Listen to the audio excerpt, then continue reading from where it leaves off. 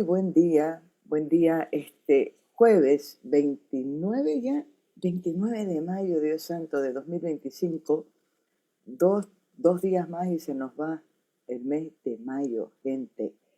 Gracias por estar con nosotros, por compartir este espacio tan bonito que tenemos de lunes a viernes, conversando sobre diferentes temas. Miren ustedes el tema que vamos a tocar hoy con Carla Cordero. Ella es analista de políticas sociales de la Fundación Jubileo. Es un tema sumamente preocupante y que tiene que ver muchísimo con la coyuntura. Vamos a ver de la pobreza, cuánto ha aumentado la pobreza en Bolivia en este último tiempo y cómo esta cifra, la cifra real medida, no está en las cifras oficiales. Carla, querida, en primer lugar, muchísimas gracias por aceptar conversar con nosotros. A ti las gracias, Maggie, por la invitación. Es un gusto estar acá. A ver, la última medición que tiene la Fundación Jubileo, y ya nos va a explicar Carla también cómo funciona, tiene un título ya llamativo, querida Carla, que dice: ante la crisis, la opción por los pobres. ¿Cómo, primero, cuál es el hallazgo de esta última medición? Y después vamos a hablar en detalle cómo se llega a esa medición. Bueno, esta medición ha sido una curiosidad de la Fundación Jubileo y nosotros podemos ver y quería mostrarles yo esta imagen, ¿no? Donde podemos ver que Bolivia es un país diverso, diverso en su gente, muy heterogéneo, donde para entender el tema social es importante abordar la pobreza. Y la pobreza no solo entendida como la falta de recursos económicos, sino también como la falta de oportunidades, la falta de acceso a servicios básicos, la falta de capacidades y también la falta de valores, ¿no? Entonces, nosotros estamos muy preocupados por el tema de la pobreza porque la pobreza afecta directamente a los derechos fundamentales de las personas y también a su calidad de vida. Entonces, este estudio nace en función de las cifras oficiales del Instituto Nacional de Estadística, donde nosotros como bolivianos hemos podido escuchar como discurso del gobierno nacional que las tasas de pobreza han ido disminuyendo, ¿no? Y evidentemente ustedes pueden observar que las tasas de pobreza desde el 2016 hasta el 2019 han ido disminuyendo. Sin embargo, a partir del 2020, producto de la crisis sanitaria, de la pandemia, ha habido un repunte de las tasas de pobreza. Para el 2023, quedar en que 36 de cada 100 habitantes es pobre moderado por ingresos y aproximadamente 12 de cada 100 habitantes en Bolivia es pobre extremo, es decir, que no tiene para cubrir una canasta básica de alimentos. Pero este dato, analizado ya de manera más profunda, nos devela algo que es muy importante comprender como ciudadanos, que los avances en términos de pobreza no han sido sostenibles, han sido un espejismo producto del boom económico y también de las transferencias condicionadas por los programas asistencialistas. Entonces, al menor shock, como la pérdida del ingreso o la enfermedad de un familiar, automáticamente las personas entran a la pobreza, ¿no? Y la pobreza también tiene un rostro.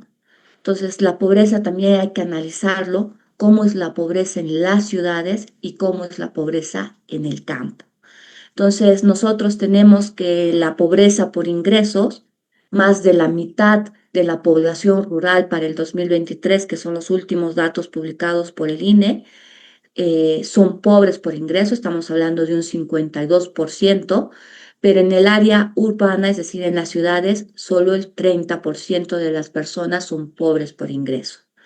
Pero si uno habla de términos absolutos, es decir, de los más de 4,5 millones de pobres por ingresos que hay en Bolivia, el 60% vive en las ciudades. Es decir, que la pobreza por ingresos está caracterizada por las ciudades y hay que hablar sobre el tema de acceso a servicios básicos, el tema de la calidad del empleo, el tema de la gobernanza urbana. Pero la pobreza que más duele es esta, ¿no? La pobreza extrema, porque es cuando las personas no tienen para alimentarse. Aquí tenemos que una de cada 4 personas en el campo son pobres extremos y en las ciudades aproximadamente el 6% de las personas son pobres extremos. Y hablando en términos absolutos, también entendemos que la pobreza se concentra, el 65% de los pobres extremos se concentran en el campo y están caracterizados por vivir en zonas aisladas, en lugares que no tienen el acceso mínimo a servicios básicos. Pero estos datos, así como los tenemos que hablar también fríamente, hay que ver qué nos dicen los datos también del Instituto Nacional de Estadística, ¿no? Entonces, aquí nos dice que las personas menores de 17 años tienen tasas más altas de pobreza. Estamos hablando de que 5 de cada 10 jóvenes menores de 17 años son pobres por ingreso, que la pobreza afecta más a las mujeres, que afecta más a las ciudades que están fuera del eje central, a las personas que están informales y por supuesto a las personas rurales, ¿no? Entonces, con solo los datos del Instituto Nacional de Estadística nos dice que la pobreza en Bolivia tiene un rostro rural, un rostro indígena, un rostro joven y un rostro de mujer. Entonces, son estas brechas estructurales que se han armado con el tema de pobreza, ¿no? A ver, vamos avanzando. Primero, para que los que nos están escuchando sepan cómo se llegan a esta cifra que nos está mostrando Carla y que obedece a un trabajo de la Fundación Jubileo sobre la base de los datos que da el Instituto Nacional de Estadística, es lo que entiendo. Así es, Maggie. Entonces, creo que también la población debe conocer cómo se mide la pobreza, ¿no? Porque hasta ahora hemos hablado de datos, de porcentajes, de datos absolutos, pero hay que entender cómo se mide esta pobreza. Y este gráfico nos da a entender cómo el Instituto Nacional de Estadística mide la pobreza, por ejemplo, en las ciudades, ¿no? Entonces, nos dan líneas de pobreza, que es el monto mínimo que uno tiene que tener, por ejemplo, una canasta básica de consumo, es decir, donde tú puedes consumir lo mínimo en la alimentación, lo mínimo de vivienda, lo mínimo de salud, lo mínimo de educación. Entonces nos dice que este límite es de 939 bolivianos por persona al mes. Es decir, que un hogar, para no considerarse pobre moderado, un hogar promedio de 4 personas, tendría que ganar más de 3.756 bolivianos al mes. Y para comprar una canasta básica de alimentos en las ciudades, tendría que tener como mínimo 468 bolivianos por persona al mes. Es decir, un hogar promedio de 4 personas debería tener como para comprar solo una canasta básica de alimentos entre 1.872 bolivianos. Pero si uno hace el ejercicio de dividir estos 468 bolivianos por persona al mes entre 30 días al mes, te da alrededor de 15 bolivianos al día. Y si asumes que una persona tiene que alimentarse 3 veces al día, te da 5 bolivianos al día para comer en las ciudades. Y en el área rural, la canasta básica también se construye bajo los mismos criterios, pero asumiendo que los servicios son mucho más baratos. Entonces, la canasta básica de consumo es de 684 bolivianos por persona al mes, donde un hogar promedio de 4 personas tendría que ganar al mínimo como 2.735 bolivianos al mes y para solo comprar alimentos tendría que tener 393 bolivianos por persona al mes y un hogar promedio de 4 personas, 1.572 en el campo.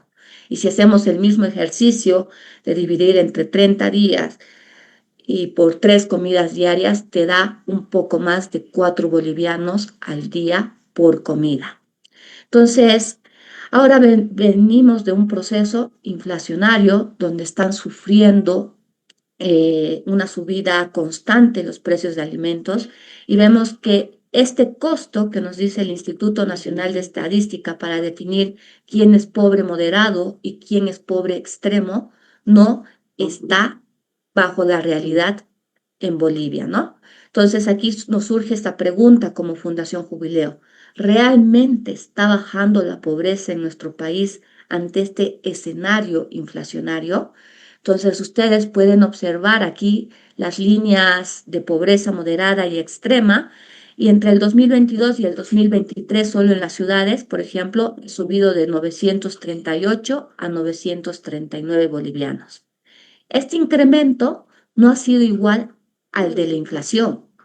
Fíjense que solo hasta abril del 2025 la inflación acumulada de los alimentos, según datos del INE, llega hasta más del 20% y la inflación acumulada general llega hasta más del 15%. Entonces, aquí hemos visto que la línea de pobreza no sube como los precios, ¿no? Entonces, oculta realmente el deterioro del nivel de vida. Entonces, haciendo un ejercicio sobre cuánto debería tener una familia, una persona al mes bajo este proceso inflacionario, considerando solo la inflación, tenemos que, por ejemplo, para ser pobres moderados en el área urbana, de 939 debería alcanzar a casi 1.100 bolivianos y en el área rural de 684 bolivianos a un poco más de 787 bolivianos, ¿no? Entonces, bajo estas nuevas líneas de pobreza, hemos visto que en realidad el cálculo del Instituto Nacional de Estadística es solo un espejismo, ¿no? Entonces, estadísticamente no se muestra realmente cuánto es la pobreza en nuestro país. Entonces, ahí hemos hecho el ejercicio y tenemos, por ejemplo, que el INE nos dice que la pobreza moderada es de 36,5% y ajustado solo a la inflación, esta pobreza sube al 44%. En el área urbana se tenía 30% de pobres moderados y sube al 38%, ¿no? Y en el área rural de 26,5% de pobres moderados sube al 35% y lo mismo de la pobreza extrema, ¿no? Entonces, fíjense que los datos estadísticos han sido un espejismo, ¿no? Donde se han ocultado a cientos de miles de familias que en realidad estaban en la pobreza y solo de esta ilusión estadística, entonces los datos de pobreza en nuestro país se incrementan con el tema de actualizar con el costo de vida, ¿no? Ahí solo un comentario en la lámina anterior. Estoy viendo que la pobreza moderada, esa diferencia es en promedio unos 10 puntos, ¿no? Si no me equivoco, Así es. 7 a 10. La pobreza extrema es alrededor de un 5, 6%. De 6 puntos. Sí, ya. Sigamos, Carla. Entonces, también este tema del incremento de la pobreza ajustado al tema inflacionario nos ha dado también como país una ilusión de la clase media, ¿no? Donde le hemos llamado que hay entre avances frágiles y caídas silenciosas. Y este también ha sido un discurso oficial del gobierno central, ¿no? De que a partir del boom económico y las políticas que se han aplicado, ha habido un incremento de la clase media como tal, ¿no? Entonces, aquí evidentemente la clase media en el país es más del 50% y se ha ido incrementando durante todos los años, pero aquí también se ve el tema de la fragilidad y la vulnerabilidad de la clase media, ¿no? Entonces, fíjense que con la pandemia, es decir, ante la enfermedad de un familiar, automáticamente 300.000 personas han caído de la clase media al estrato bajo, es decir, a la pobreza. El 2022, también por el tema de la crisis económica, de automáticamente 221.000 personas han caído al estrato bajo. Y esto es porque no se han construido políticas estructurales, ¿no? Entonces, la clase media es muy vulnerable. Cuesta años ingresar a la clase media, pero solo es cuestión de semanas o un mes para caer inmediatamente a la clase pobre, ¿no? A la clase baja. Entonces, ante la pérdida de tu trabajo, ante la pérdida de un familiar o la enfermedad de un familiar, automáticamente esa clase media ingresa al estrato bajo, ¿no? Entonces, esto nos habla de una vulnerabilidad, una fragilidad de esta clase media. Pero algo que también se oculta en las cifras oficiales es cómo se construye esta clase media, ¿no? Que sirve para una ilusión estadística óptica, ¿no? Una ilusión estadística, ¿no? Entonces, fíjense que la brecha de ingresos para construir esta clase media es bien alta, ¿no? Entonces nos dice que si tú ganas por persona entre 940 bolivianos al mes en las ciudades hasta 4.695 bolivianos al mes por persona, eres de la clase media. Para el área rural está entre 685 hasta 3.419 por persona para considerarte en la clase media. Y en un hogar promedio de 4 personas, para considerarte parte de la clase media, tendrías que ganar entre 3.757 bolivianos hasta 18.781 bolivianos en las ciudades y en el área rural entre 2.736 bolivianos hasta 13.675 bolivianos. Entonces, fíjense que la brecha de la construcción de esta clase media es muy amplia. Es por eso que la clase media en el país aborda a la mayoría de la población. Pero cuando hablamos de esta vulnerabilidad de la clase media, nos está diciendo que muchas de las personas de la clase media ganan o tienen sus ingresos alrededor de la clase baja, ¿no? Entonces, muchos están solo por un poco encima de estos 3.756 bolivianos por familia o 2.735 bolivianos, ¿no? Entonces, esto nos habla de la vulnerabilidad de la clase media. Y ajustando con este tema de la inflación, fíjense que la clase media también se ajusta, ¿no? Entonces, habíamos dicho que el INE nos dice que hay 36,5% de pobreza y ajustado solo al proceso de inflación, tenemos que hay un 44% de personas pobres en el país. Pero la clase media también se reduce. El INE nos decía que para el 2023 había una clase media alrededor del 60%, pero esta clase media también se reduce al 54%, ¿no? Entonces, estamos hablando que en el país hay una clase media frágil que puede caer en la pobreza con solo un aumento de precios, como el proceso inflacionario que estamos viviendo ahora o la pérdida de ingresos. Entonces, se invisibiliza la pobreza, se sobreestima la estabilidad social y nos da una falsa ilusión de esta estabilidad social, ¿no? Entonces, por eso es importante comprender qué hay detrás de los números. Entonces, no sé si tienes algún comentario, Mari. Claro, solo para remarcar y para aclarar, ¿no? Una cosa son los datos que has compartido, Carla, que tiene que ver este cálculo de ingresos por persona y el otro es ingresos por hogar, ¿no? Que es una diferencia. Cuando hablamos ingresos por persona, estoy pensando, por ejemplo, una familia que está el padre, la madre y 3 hijos. De esos 3 hijos, solamente uno está en edad de trabajar. A partir de qué edad, también no sé, uno puede decir la población económicamente activa, ¿no? A partir de qué edad, lo ideal sería que se incorporen al mercado laboral. Hay una diferencia, digo, para que la gente que esté escuchando no se vaya a confundir en el cálculo que se está haciendo. Así es, querida Maggie. Bueno, y en realidad es muy cierto lo que tú dices, ¿no? Entonces, por ejemplo, aquí, si es un hogar promedio de 4 personas, donde hay papá, mamá y 2 menores de edad. Entonces aquí este nivel de ingresos para no entrar en pobreza, ¿qué significa? Que tendrías que ganar más del salario mínimo nacional o que papá y mamá necesariamente tendrían que trabajar para que tú no caigas en pobreza, ¿no? Entonces esto también nos habla un poco sobre el tejido social y cómo se comporta la economía, ¿no? Vamos, Carla. Ya. Pero hasta ahora hemos hablado del tema de la pobreza.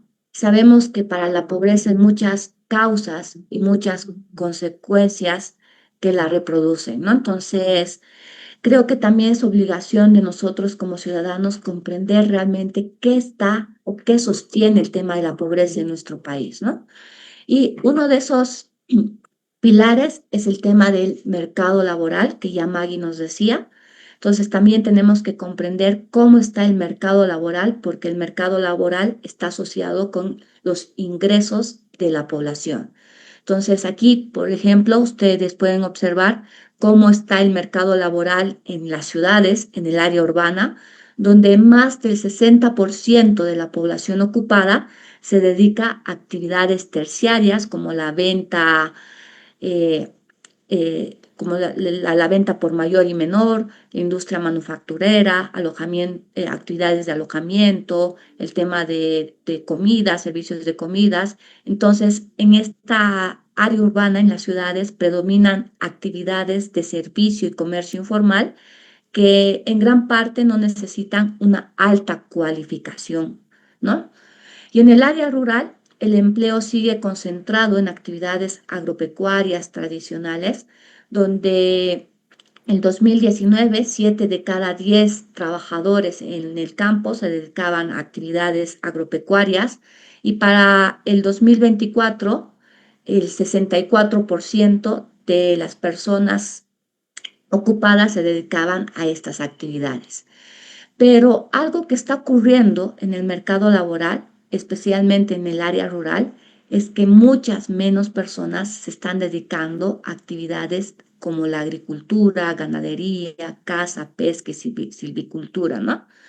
Entonces, muchas personas están migrando a las ciudades en busca de mejores oportunidades para tener un nivel de vida mucho mejor, mejorar su calidad de vida, pero esto repercute también en el tema de seguridad alimentaria, ¿no? No nos olvidemos que en época de pandemia la agricultura familiar ha sostenido a las familias en la alimentación en las ciudades, ¿no? Entonces, el 60% de los alimentos de las ciudades proviene de esta agricultura familiar, lo que esto va a repercutir en temas de inseguridad alimentaria, ¿no? Porque menos personas se están dedicando al tema de la agricultura.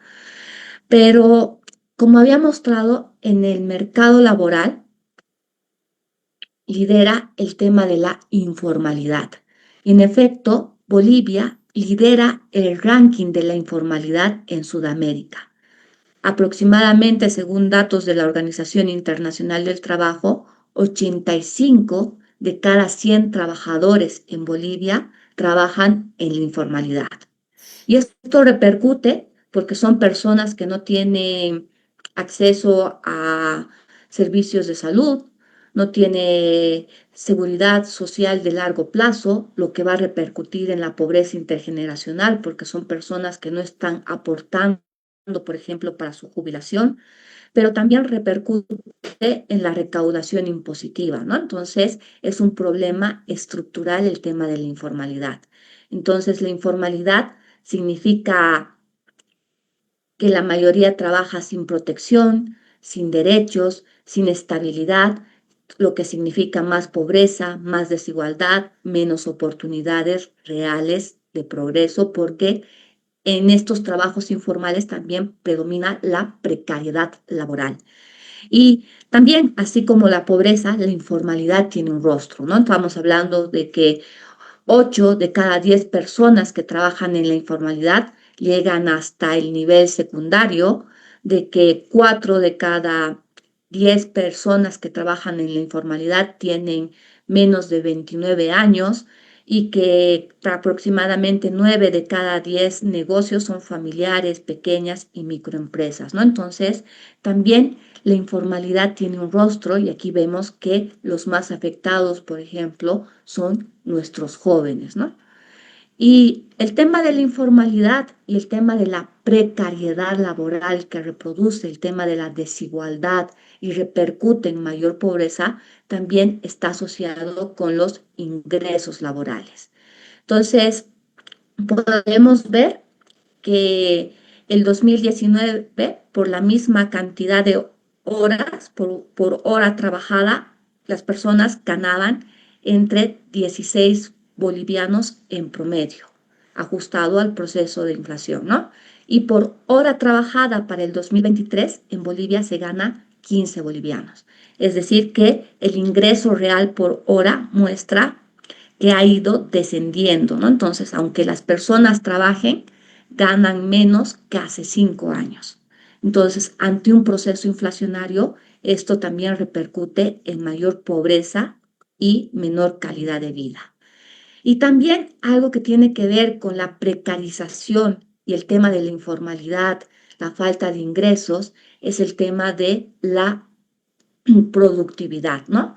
Y otra vez, y no es, Bolivia tiene una de las productividades laborales más bajas de América Latina. Estamos más bajo que Perú, que Venezuela, que otros países, ¿no? Entonces, aquí nos dice que nosotros, perdón, por hora trabajada se produce entre $9, mientras que el promedio en América del Sur es más de $21. Uf, Entonces, esto refleja empleos informales, mal pagados y baja calificación, ¿no? Entonces, aquí nos dice que por más que trabajemos más horas, estamos produciendo menos que en comparación de otros países. Entonces nos habla sobre el tema de la baja productividad en el mercado laboral. Maggie, ¿querías decir algo? no, que estoy pensando Ah, mientras la ah, escucho a Carla, cosas que van a repercutir al final, ¿no?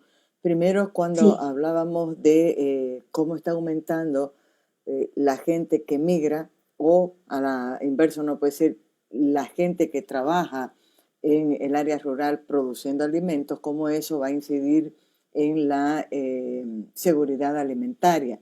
Y estoy pensando que si uno lo traslada, o sea, uno compara o usa ese criterio para considerar el tema de la productividad, también estamos hablando de cuánto incide eso en el desarrollo del país en su conjunto, ¿no? Si avanzamos o no avanzamos, si estamos más cerca de ser un país desarrollado o más bien más cerca de ser un país subdesarrollado.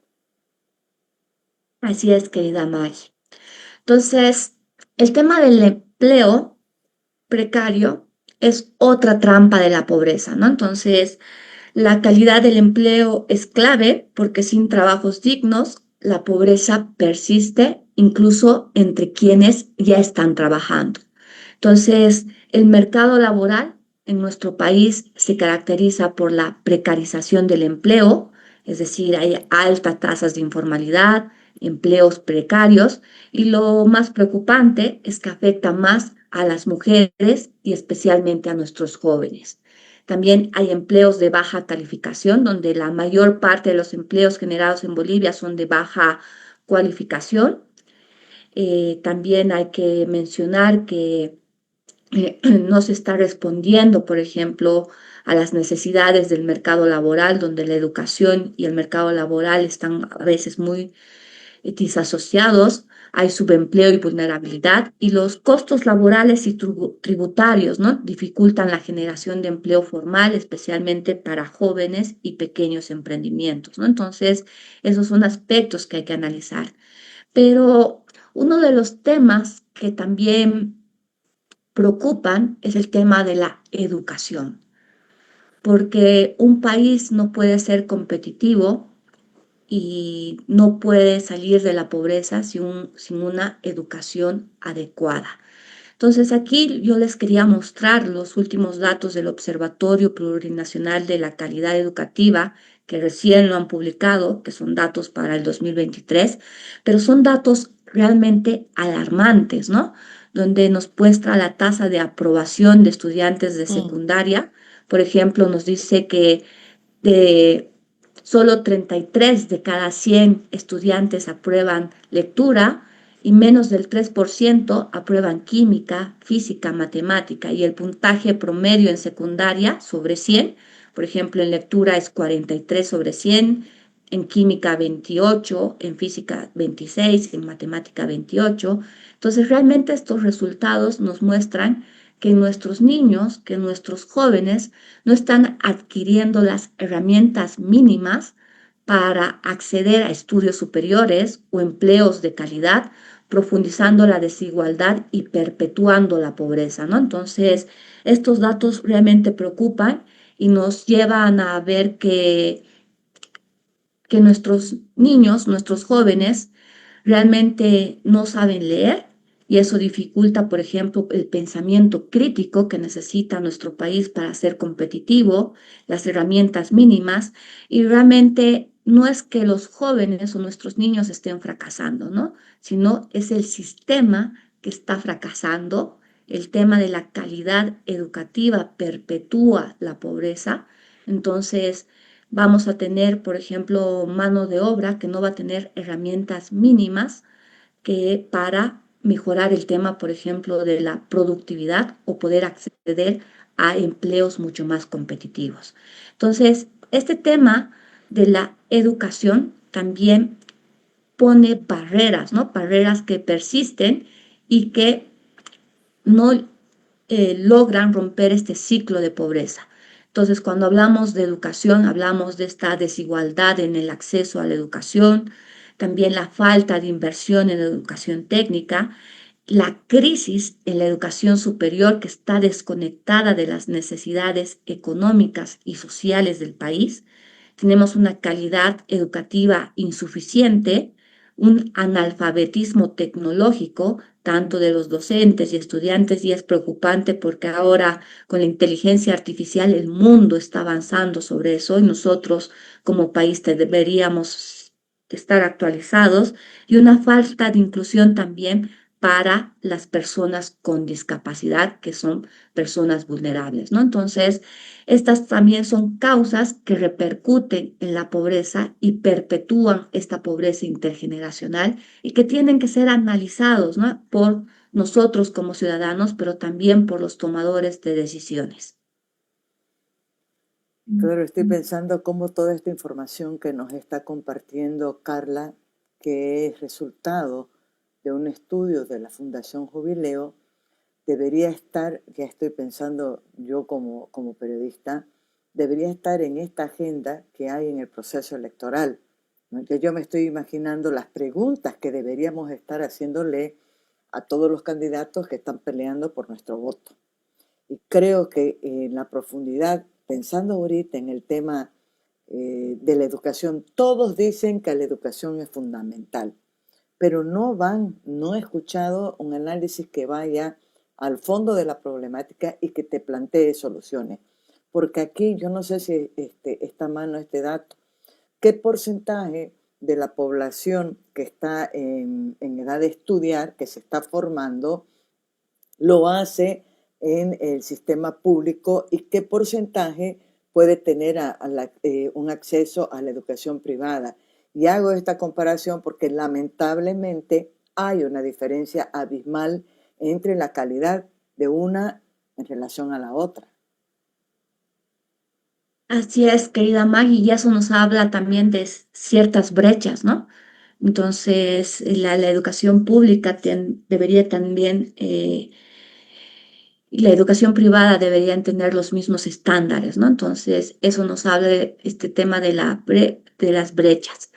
Pero algo también que quería mostrarles es el tema de la pobreza, ¿no? Entonces, habíamos avanzado con el tema que la pobreza tiene que ver también con cuestiones materiales, como el tema de ingreso, el acceso a servicios básicos, el acceso a educación, acceso a salud, pero también la pobreza tiene que ver con el acceso a oportunidades, capacidades y cuestiones inmateriales, ¿no? Entonces, aquí yo les muestro un cálculo que lo hace la Universidad de Oxford, que es el índice de la felicidad, ¿no? Entonces, aquí nos mide qué es lo que le produce bienestar a la población boliviana, ¿no? Entonces, aquí nosotros, el 2024, estamos en el puesto 74 de 148 países, pero lo más interesante de este indicador para ver qué le produce bienestar a la población boliviana está, por supuesto, los ingresos, porque los ingresos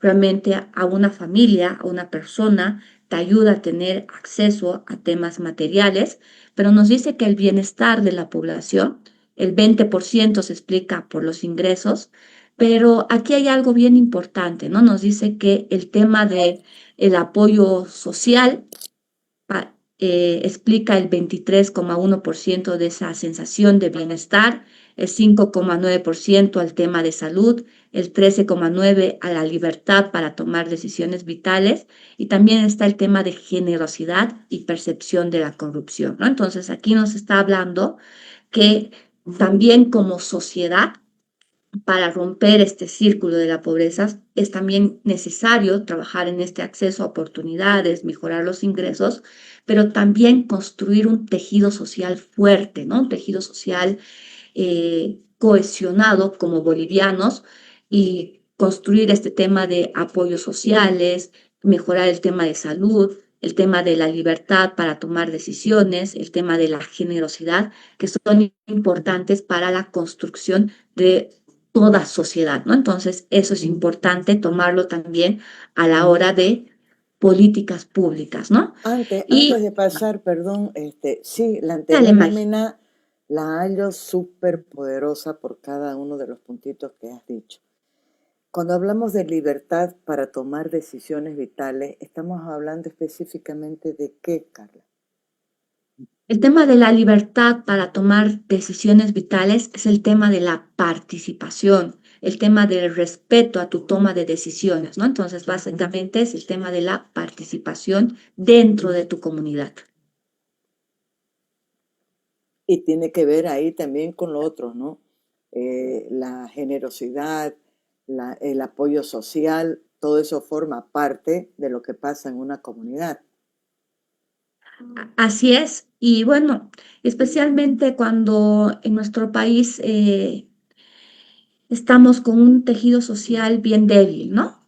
Donde a veces prima más el individualismo, pero en realidad esta lámina y este indicador es bien importante porque nos da a entender que el bienestar de la población boliviana va mucho más allá de los ingresos, ¿no? Entonces va para construir sociedad, una sociedad cohesionada como tal, ¿no? Entonces, esto me parece que para todo tomador de decisión político tiene que ser considerado, ¿no? Porque en realidad aquí esta lámina nos está diciendo que el tema de los ingresos para mejorar el bienestar de las familias es importante, pero el tema de la calidad de vida va mucho más allá que los ingresos, ¿no? Entonces, aquí también se tiene que tomar medidas públicas y también privadas y como sociedad para mejorar el tema de apoyos sociales, el tema de salud, el tema de participación, generosidad y el tema de disminuir el tema de la corrupción, por ejemplo, ¿no? Claro, estoy pensando la cantidad, los millones de bolivianos que se habla cada vez que nosotros nos referimos a casos de corrupción que son públicos. ¿Cuántos sucederán sin que uno sepa, no?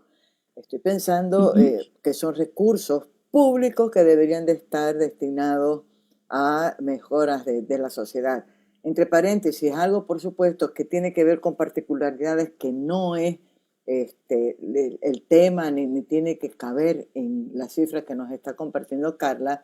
Estoy pensando, no es tanto que Bolivia sea un país pobre. Con los pocos recursos podríamos estar muchísimo mejor. Estoy pensando solamente en tres casos que se me vienen ahorita y eso que ni me acordé de la Zapata. Estoy pensando en el fondo indígena, lo que ocurrió. Estoy pensando en la denuncia que hay ahora con el caso de Bow Trading, que son millones, ¿no? Mil y tantos millones. Y estoy pensando en este último que se ha denunciado sobre las tierras del hijo del presidente, porque así se titula, como una persona de 25 años puede, y eso que tenía creo que 22 en el momento, puede tener 5.3 millones de dólares para comprarse una propiedad de más de 2.000 hectáreas. O sea, estoy haciendo una relación para pensar recursos públicos, ¿no?, concentrados en poquísima gente que podrían estar o deberían de estar destinados a mejorar cada una de estas fases, etapas que nos estás mostrando, Carla. Sigamos. Así es, querida Maggie. Y lo que tú mencionas tiene que mucho que ver también el tema de la cohesión social, ¿no? Entonces queríamos mostrar también este indicador calculado por el PNUD, donde ve el tema de la cohesión social, donde el tema de la pertenencia, es decir, cuánto los bolivianos se sienten parte de su comunidad, de estas redes de apoyo entre sus vecinos, por ejemplo. Este indicador nos dice que 6 de cada 10 bolivianos se siente parte de su comunidad, ¿no? El tema de la inclusión social es, por ejemplo, el acceso a servicios básicos y bueno, ahí también no estamos tan bien, pero nos dice que 6 de cada 10 bolivianos considera que tiene acceso a servicios básicos. Pero un tema preocupante, y con los casos que tú mencionabas, es el tema de la gobernanza, ¿no? Entonces aquí decimos que 3 de cada 10 bolivianos creen la gobernanza, pero si lo volcamos, nos dice que 7 de cada 10 personas en el país no tiene confianza hacia las instituciones.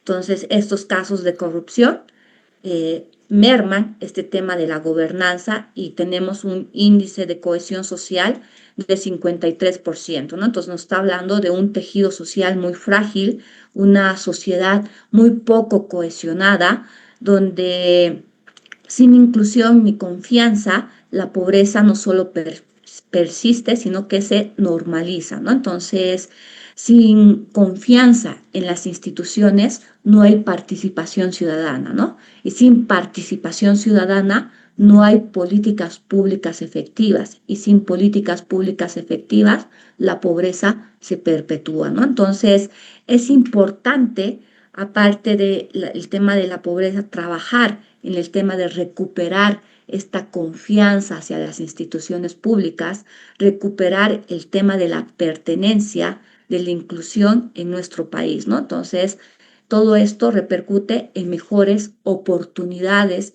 y en mejores accesos a bienes y servicios para la población, lo que disminuye también y repercute en el tema de la pobreza. Mira vos, mientras va avanzando, Carla, tengo aquí, me ha anotado 3 comentarios, ¿no? La primera es, cuando hablamos de la precariedad laboral, ya no nos estamos refiriendo solamente a lo que ocurre en las clases medias bajas o pobres. Te voy a traer como referencia lo que está ocurriendo en el sector, en mi gremio, que es el de los trabajadores de la prensa. La precariedad ha aumentado así de una manera, este, pero alarmante, ¿no? No sé si eso está medido, estoy pensando en el caso específico de los trabajadores de la prensa, porque ha cambiado completamente todo. Primero que hay muchísimos despidos, se están cerrando los medios, pero lo otro, que los que conservan todavía su fuente laboral se ven obligados a cambiar completamente el trato que hay entre el empleador y el trabajador. Ya no hay contratos fijos donde tenés seguridad social, donde tenés asegurada tu jubilación, etc. Son contratos eventuales que te los hacen como si fueras consultor, por 3 meses lo van renovando y perdés absolutamente todos tus beneficios sociales, además de tener un ingreso menor al que tenías antes en una situación que deberías o que necesitas tener más ingresos. Estoy pensando eso y eso se puede trasladar también a otros sectores, ¿no? Trabajadores. Lo segundo, con el tema de la salud, cuando hablamos de la precariedad o de la baja calidad de la educación, estoy pensando también en la salud y algo que me llama la atención, siempre digo que voy a hacer algo, un reportaje, es la cantidad que hay todas las semanas, y eso no voy a exagerar con todos los días, pero no pasa una semana en el que no se reciba o un QR o un pedido de ser parte de comprar una rifa o de hacer kermés para cubrir una necesidad urgente que tiene que ver con salud. Ahí entra médicos, centros de salud y medicamentos, ya ni te cuento. Y estoy hablando de campañas que se están haciendo ya no para sectores pobres, ¿no? Mi trabajadora o el albañil o lo que fuera, o el taxista, no. Estoy hablando de gente de la clase media, profesionales, trabajadores, que nunca han tenido un periodo de paro, como se dice, sin trabajar. Entonces, eso es algo que me está llamando poderosamente también la atención. Así es, querida Maggie, y eso nos habla sobre esta fragilidad y vulnerabilidad de la clase media, ¿no? Entonces, realmente ante una crisis económica, la clase media es la más afectada y el tema de la informalidad laboral, que como tú decías, o sea, no es necesariamente para actividades que no requieren niveles avanzados de estudios, sino que está tocando a esta clase media, a estas personas que han estudiado un nivel superior, que se ven donde sus derechos son invadidos y no cumplidos, ¿no? Entonces, esa informalidad afecta y perpetúa la pobreza, ¿no? Entonces, nosotros de esta manera, como Fundación Jubileo, tomando también recomendaciones de organismos internacionales, pero también del trabajo efectuado hace muchos años, tenemos ciertas propuestas que son para la sociedad también y para nuestras autoridades, los tomadores de decisiones y los actuales políticos que están en campaña electoral, donde nosotros decimos que reducir la pobreza requiere mucho más que aumentar ingresos, ¿no? Entonces, necesitamos políticas realmente que tengan un rostro humano, que tengan ese arraigo territorial y tengan una participación real. Actualmente estamos bajo una crisis multidimensional. Hablamos de una crisis económica, una crisis energética, una crisis política, una crisis institucional, pero por supuesto es una crisis social, ¿no? Entonces, acá cualquier medida estructural, ya sea de corto o de largo plazo, se tiene que también pensar primero en los pobres, ¿no? En los más vulnerables. Entonces, aquí hablamos nosotros de sistemas de protección social y cuidados para poblaciones vulnerables, donde se tiene que reforzar esta atención integral de necesidades sociales básicas. Se tiene que implementar este tema de transferencias condicionadas, pero que sean focalizados, ¿no? Con criterios de territorialidad y equidad, donde realmente estas transferencias vayan dirigidas a las personas vulnerables, ¿no? También el tema de la inclusión laboral y desarrollo productivo, donde se tiene que impulsar el tema de la formalización laboral con incentivos fiscales, simplificación de trámites, acceso a servicios financieros, porque realmente el tema de la informalidad laboral, como tú lo decías, Maggie, preocupa y preocupa a todos los gremios, ¿no? El tema de fortalecer el tema del sector productivo local a través de la diversificación económica, el acceso a crédito y financiamiento para pequeñas y medianas empresas, ya que se tiene que viabilizar estos créditos porque son muchas trabas las que les piden a las pequeñas y medianas empresas, pero también apostamos por estas políticas con perspectiva territorial, donde cada región, cada territorio tiene su vocación productiva y realmente las inversiones públicas tienen que generar impacto. No se trata de invertir por invertir, ¿no? Entonces, sino que estas inversiones tienen que generar impacto, incrementar la productividad, mejorar las capacidades de las personas, ¿no? Entonces, hoy en día estamos escuchando fábricas públicas, industrias públicas, pero sin embargo no funcionan, ¿no? ¿Por qué? Porque no se ha invertido en fortalecer las capacidades técnicas de las personas que viven alrededor o son inversiones que no traen o que no tienen ningún impacto en el tema de la productividad agrícola, por ejemplo, pero también se tienen que focalizar estos programas sociales a los sectores vulnerables, ¿no? Y también estamos hablando sobre el tema de la gobernanza local e institucionalidad social fortalecida, donde se tiene que construir pactos sociales inclusivos que promuevan este tema de la cohesión, las nuevas formas de relacionamiento entre Estado y ciudadanía, donde creo que como bolivianos tenemos que ser conscientes que tenemos que participar en el tema de las políticas públicas. Tenemos que ser corresponsables de nuestro desarrollo y una parte de nuestra corresponsabilidad es informarnos realmente lo que está pasando y qué hay detrás de las cifras para exigir precisamente estas respuestas estructurales y multidimensionales, ¿no?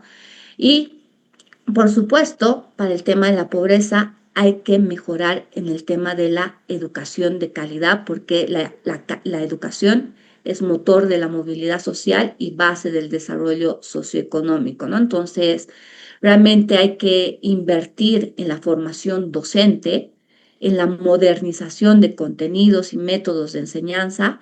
No es lo mismo la educación de hace 10, 20, 40 años que la educación actual, ¿no? Entonces, también hay que ampliar el tema de acceso a tecnología, prevenir el abandono escolar, especialmente en las áreas rurales, ¿no? Entonces, es importante trabajar en estas propuestas, impulsar otras propuestas que vengan de la sociedad civil y exigir que estas propuestas sean integrales y respondan a esta crisis multidimensional, ¿no? Entonces, es importante que nosotros como ciudadanos nos informemos porque la información es poder, ¿no?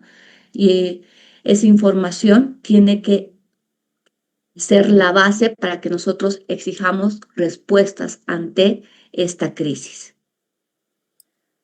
Carla, y hay una información sobre cuál es si uno compara por departamentos o por regiones, dónde está golpeando más, perdón, eh, este aumento de los niveles de pobreza o la caída de la gente que está en pobreza media como o moderada, como se dice, para caer en la pobreza extrema, si uno habla del país y de las regiones, de los departamentos.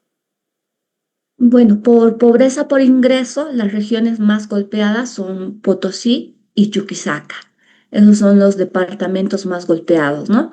En el caso de Santa Cruz es el departamento que tiene menos niveles de pobreza por ingreso, pero eso no significa, digamos, que en Santa Cruz no haya el tema de las limitaciones de la informalidad, el tema de la calidad educativa. Entonces, por eso la pobreza por ingresos tiene que verse de manera mucho más integral, ¿no? Porque afecta realmente a toda la sociedad. Claro, yo estoy pensando en el tema de Santa Cruz, ¿no? Así, en lo general, uno puede decir que hay menos niveles de pobreza, pero si yo lo Ujú. caso con este otro dato que me has dicho, de la migración, de la gente que está migrando del campo a la ciudad, que está aumentando esa población urbana, y consideramos este otro dato de que esa migración va no a mejorar su calidad de vida necesariamente, sino más bien a un trabajo cada vez más precario, a condiciones de vida más precarias también. Así es, entonces por eso la pobreza no puede analizarse con solo el tema de ingresos, ¿no? Sino que hay que casar con el tema de la estructura del mercado laboral, la precarización, la informalidad, el tema de la calidad educativa, cómo están mejorando realmente los ingresos, si están disminuyendo, el tema de la productividad. Por eso se dice que es un problema multidimensional, ¿no? Entonces, como discurso político puede sonar bonito, pero hay que ver realmente qué hay detrás de las cifras, ¿no? Porque la pobreza tiene un rostro humano. Entonces, realmente hay que ver a la persona que está y las necesidades que tiene, ¿no? Vamos, Carla. Bueno, y para terminar, bueno, quería enfatizar, ¿no? Los resultados de esta investigación. donde las líneas oficiales de pobreza del Instituto Nacional de Estadística están desactualizadas, que no reflejan el verdadero costo de vida, lo que invisibiliza a miles de personas pobres en las estadísticas. Los avances en reducción de pobreza no han sido sostenibles, donde muchas familias han vuelto de nuevo a la pobreza por el tema de la inflación, la actual crisis económica, la falta de protección social, ¿no?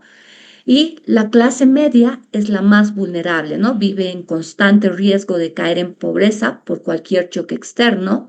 Hay una subestimación en las cifras, donde si subestimamos el tema de la pobreza en el país, también limitamos la respuesta de política pública. Y el tema de la pobreza tiene que ver mucho con el tema del capital humano, ¿no? Entonces, no nos olvidemos que el capital humano es el mayor recurso de nuestro país.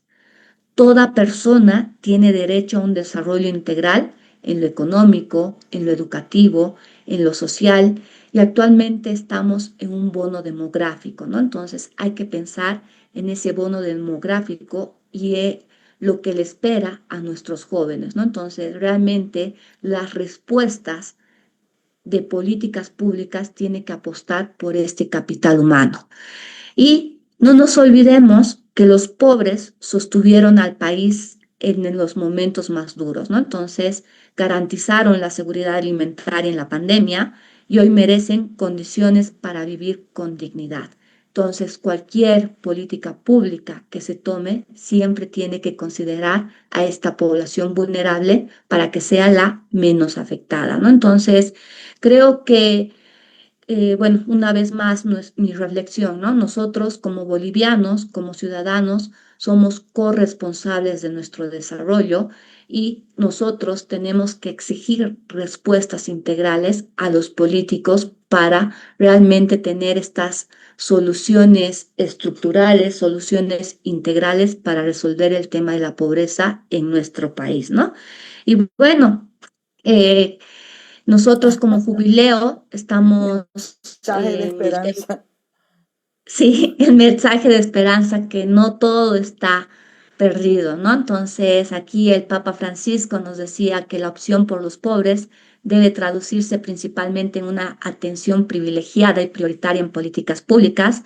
Entonces, creo que nosotros estamos llamados de mirar de frente al rostro de la pobreza, responder como justicia, entonces tenemos que colocar la dignidad humana por encima de la indiferencia y convertirnos la esperanza en acción colectiva, ¿no? Entonces, es importante trabajar en este tema de la construcción de nuestro tejido social y recuperarnos como sociedad, ¿no? Como bolivianos que somos. Claro, acá hay dos responsabilidades, ¿no? La principal, digo yo, que es la responsabilidad de los diferentes niveles de gobierno, porque estamos hablando de recursos públicos, pero la otra que Carla también está destacando es la responsabilidad que tenemos nosotros, cada uno como ciudadano o como grupo social. Porque acá no se trata de limosna, ¿no? Muchas veces uno confunde, Carla, este tema de cohesión social o de ser solidario con limosna, ¿no? Te doy Gracias. unos cuantos quintos que me sobran, pero no hay esta Mm. perspectiva de decir, a ver, ¿qué podemos hacer en conjunto para que mejores de verdad tu calidad de vida? Estoy pensando en los trabajos que son, que te demandan menos formación académica y que son tal vez los que están siendo más golpeados por esta situación. Estoy pensando ahorita otro fenómeno que está ocurriendo y me imagino que en La Paz también es lo mismo. Yo pues soy preguntona, ¿no? Me encanta sacar conversación con los taxistas, los Uber sobre todo. Y es increíble que, a ver, yo no sé si exagero de 10 o 10, pero por lo menos 9 de cada 10 de los que están trabajando en Uber son personas que tienen estudios universitarios, que tienen capacidades extraordinarias, ¿no? Algunos incluso con diplomados y maestría, que me da ganas, le digo, me da ganas de hacer un libro contando los testimonios que han perdido su trabajo, que no tienen otras condiciones. Y es más, algunos de ellos que hacen así, se van 3 meses a Chile o se van 3 meses a la Argentina para ganar una platita extra y vuelven.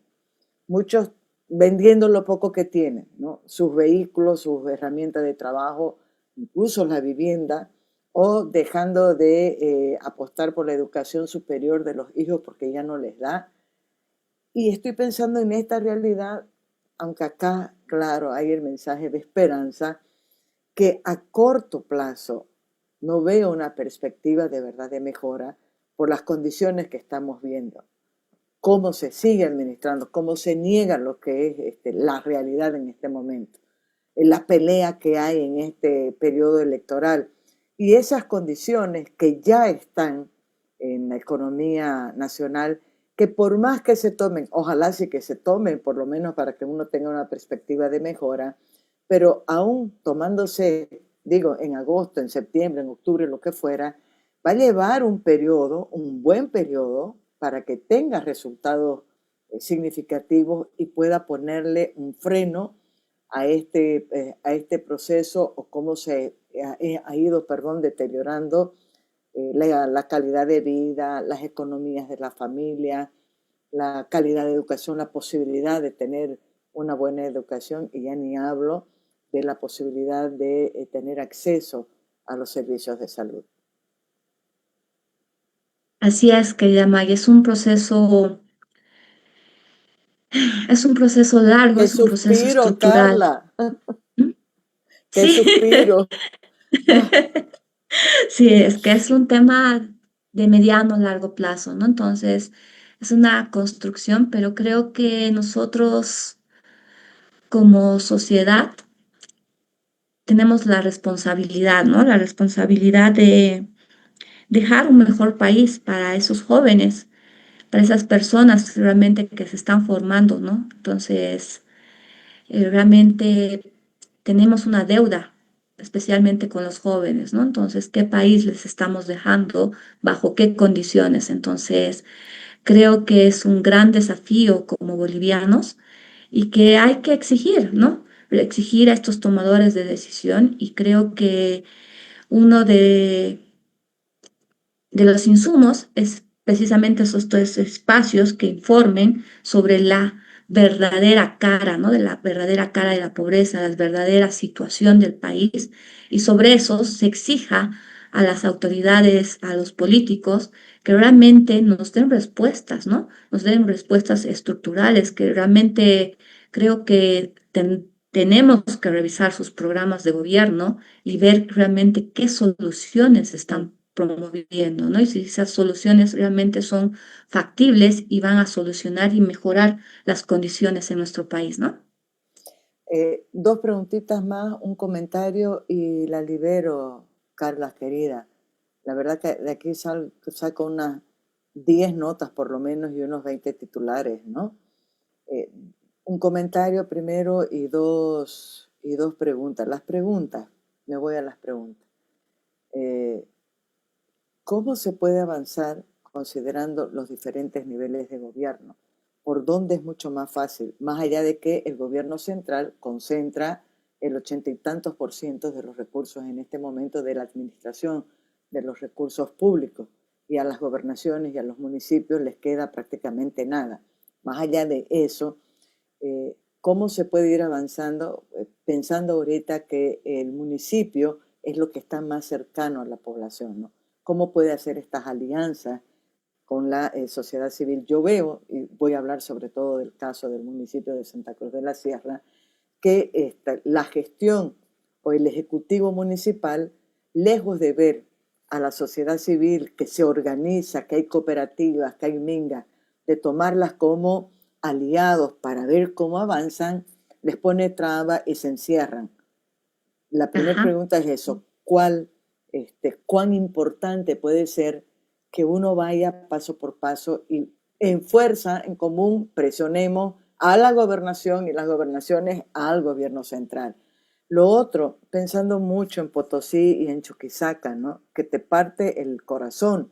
En el caso de Potosí, cuánta riqueza ha generado, cuánto ha aportado a este país en tiempos anteriores, y cómo está olvidado. Y me voy a acordar algo que dice mucha gente, no solamente estoy pensando en lo que me dice Carlos Hugo Molina, sino en muchas otras personas. Cada departamento tiene una potencialidad en Bolivia. Si hubiera una racionalidad en descubrir cuál es la potencialidad de cada departamento, podríamos estar también mejor. Las dos preguntas, Carla, para no olvidarme.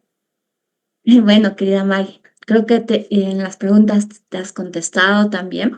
por- y el tema, esto es, creo que primero se tiene que avanzar en el tema de la gobernanza local e institucionalidad social, ¿no? Entonces, vivimos en un país muy politizado, pero realmente se tiene que fortalecer esta articulación entre los niveles de gobierno y sobre todo sobre la sociedad civil, ¿no? Entonces, estos pactos sociales para garantizar esta gobernanza tiene que ser lo primero. Entonces, ahí se tiene que trabajar también el tema de la corresponsabilidad ciudadana, ¿no? Entonces, a veces como ciudadanos estamos acostumbrados a pedir las respuestas o los recursos públicos, pero nosotros también tenemos que estar inmiscuidos en el tema de la gestión pública y también hacer el tema del control social, ¿no? Para ver si realmente esa inversión está yendo a generar valor público, está satisfaciendo las necesidades de las regiones, ¿no? Entonces es importante participar en el tema de la gestión pública y a través del control social, ¿no? Y de ahí, como tú decías, el tema se tiene que fortalecer estas políticas con perspectiva territorial porque cada territorio tiene una vocación productiva. Entonces, se tiene que encontrar esta vocación productiva porque cada uno es bueno para algo, ¿no? Entonces, aquí el tema de las estrategias deberían estar a fortalecer estas características de cada región y fortalecer las capacidades de las personas en cada región en función a sus vocaciones productivas. ¿A qué me refiero? Por ejemplo, si en el municipio de Calamarca están haciendo una planta procesadora de papa, entonces, realmente fortalecer el tema de incrementar la productividad agrícola en el tema de la papa, ver e impulsar el valor agregado en el tema de la papa, fortalecer el tema de gestión administrativa, los comunarios. Entonces, hay que fortalecer el tema también de las capacidades a la gente para incrementar ese valor agregado e incrementar el tema de la productividad, ¿no? Entonces, hay que gestionar el tema de las vocaciones productivas en cada región, trabajar fuertemente en impulsar el valor agregado a la producción y procurar que el impacto de la inversión pública realmente sea factible, ¿no? Realmente sea visto. Por ejemplo, el tema de la inversión en tema de riego, por ejemplo, se ha invertido millones de bolivianos en el tema de riego, pero nunca se ha hecho una medición de impacto, ¿no? ¿Qué tanto ha incrementado, por ejemplo, en el tema de la productividad agrícola? Entonces, creo que no hay que hacer estos elefantes blancos, sino que realmente optimizar los recursos públicos es una prioridad, ¿no? Y optimizar estos recursos públicos significa hacer inversiones que generen impacto en el bienestar de la población.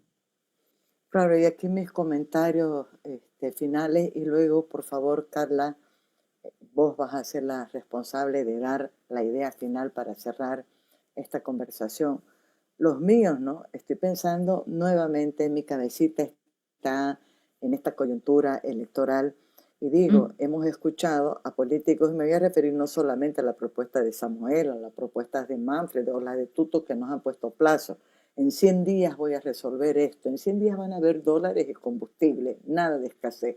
O en el caso de Manfred, ¿no? Que al día siguiente, no, creo que fue Rodrigo, al día siguiente va a disponer que esa distribución de recursos sea 50-50.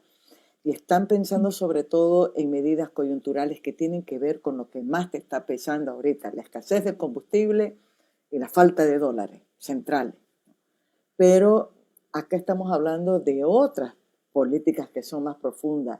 Y digo, ojalá que esta conversación que hemos tenido con vos, Carla, las voy a compartir a los 10 candidatos que se sabe que están ahorita en carrera, o a la gente que les maneja sus campañas y que elabora los programas, para ver qué les queda. Y ojo, la mayoría de ellos no pueden decir que están pecando por desconocimiento, porque estoy segura que conocen esta realidad.